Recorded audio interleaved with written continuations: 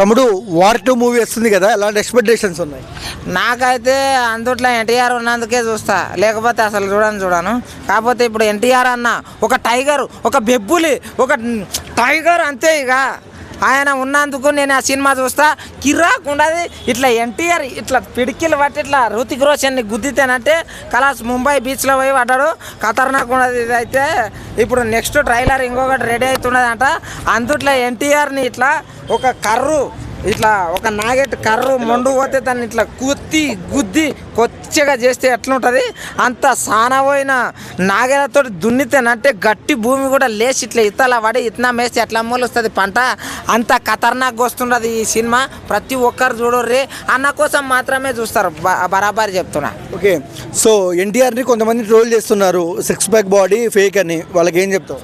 ఇక ఏం చేస్తామన్న, ఇక కొంతమంది ఇక మన తెలుగు ముద్రష్ట శాస్త్రాలు ఏమిటి అంటే చెప్పుందా, ఎప్పుడు చూసినా ఈయన ఫ్యాన్ ఉండేది విడిచిపెట్టు, ఈయన ఫ్యాన్ ఇగో ఎవరినైనా ప్రేమించుర్రు, కానీ ఆ ప్రేమతోటి ఇంకొకరిని శిక్షించడం అది చాలా తప్పు. ఒకరిని అనే ముందు మన బతుకులేంది, మన కార్ఖానేంది, మన తల్లిదండ్రులను ఎట్లా చూసుకున్నాలి అనేది దాంట్లో గురించి ఫోకస్ చేయరు. ఎప్పుడు చూసినా ఒకరి మీద వాడి ఏడవద్దు, తప్పది.